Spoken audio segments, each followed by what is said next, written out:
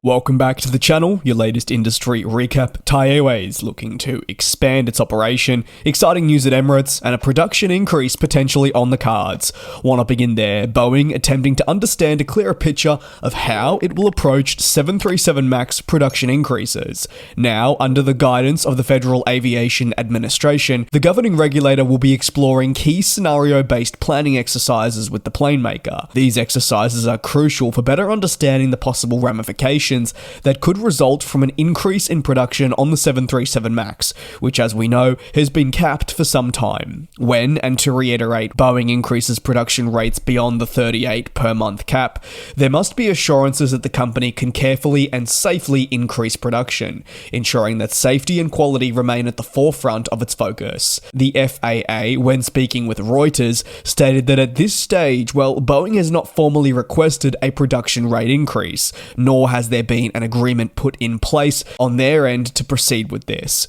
With that being said, there is also the understanding that at some point there must be an increase in production rates fundamentally, as Boeing needs to work through its backlog and ramp up its monthly rate to a more acceptable level, which will also benefit its financial position. With that in mind, the FAA has agreed with Boeing to develop a process that would allow for the consideration of a rate increase at some point, along with a roadmap and an essential next step to determine how that will occur. This process from the FAA also follows the plane maker's CEO Kelly Ortberg, who has indicated in recent months his desire to increase production incrementally over time, this seen as the only way forward. And while technically always production increases take place at an incremental rate, the incremental part of it is way more important than ever before. You're not simply going to look at massive jumps for not just the idea of Boeing being unable to support it, but also you're looking at it from a standpoint of making sure that quality persists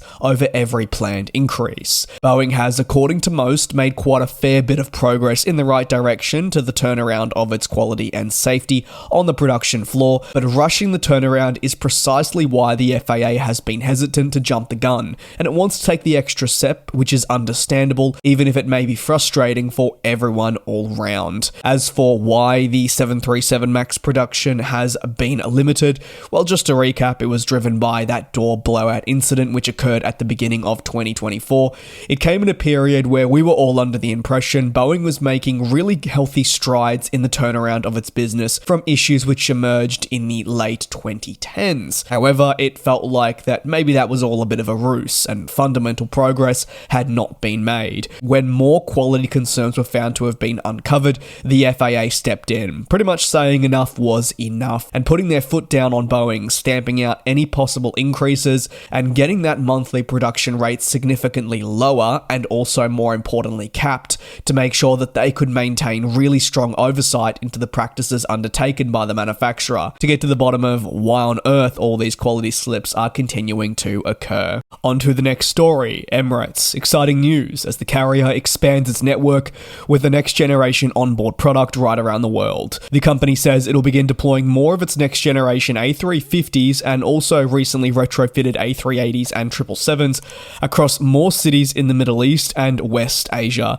Emirates confirming that service to Amman will be operated by a 4-class A380 with the latest interiors, a change made official from the 26th of October. Meanwhile, Mumbai will receive a retrofitted Boeing 777, which commences also on the same date, with passengers able to experience these cabins across 22 weekly flights.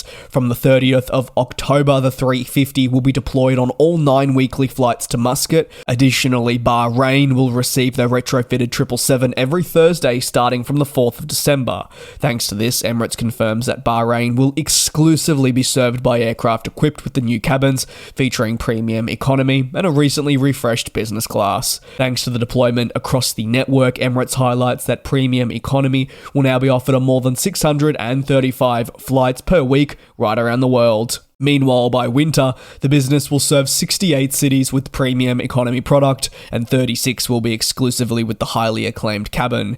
Emirates confirming that by the end of 2025, it expects to have offered over 2 million premium economy seats, representing a 200,000 increase from the 1.8 million across the network now. Why are these upgrades taking place? Well, what Emirates is currently undertaking is one of its most ambitious investments in upgrading the interior of its passenger planes.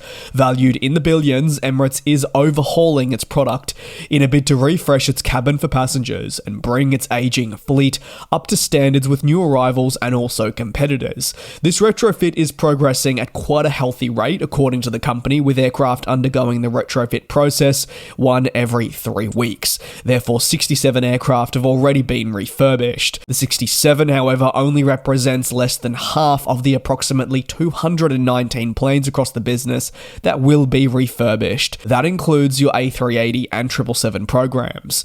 Emirates hopes to have 110 of the 380 and 109 of the 777 jets see the work conducted. On to the final story, and Thai Airways is continuing to prepare for a new era of its business, with route expansion a top priority. The Thailand flag carrier, as shared by Bangkok Post, is now seeking to expand its overall flying towards China, with now just 5 cities only providing 42 flights per week. That's quite a lot, but not near enough. With the drive to expand towards China, the winter schedule running from late 2025 into early 2026, we'll see a hefty increase in capacity towards key markets such as Beijing, with double the amount of weekly flying. However, away from that, the airline is also hellbent on returning to Chinese cities that were previously cut from the network, while also looking to add flying towards more in-demand locations. Thai Airways wants in the coming years to strengthen its position as a regional hub, and see a resulting focus on connecting Asia and beyond.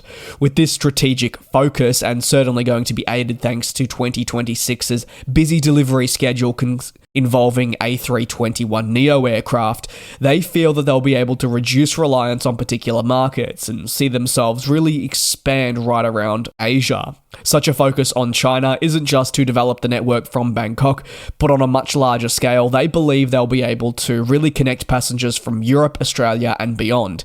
And if Thai Airways can prove to be the one-stop option that these customers desire, they'll gather greater market share and see better repercussions from it. China is not the only focus. The airline is also of the belief that increasing service towards India and the development of its own domestic route network will play a very important role. All these growth targets reliant on the delivery of new aircraft, which unfortunately is a lot easier said than done. That'll conclude today's industry recap. If you have any thoughts, you're more than welcome to drop it down below in the comments. Thank you very much for your support here on the channel, and I'll see you same place, same time tomorrow for your latest industry recap. And we'll fly.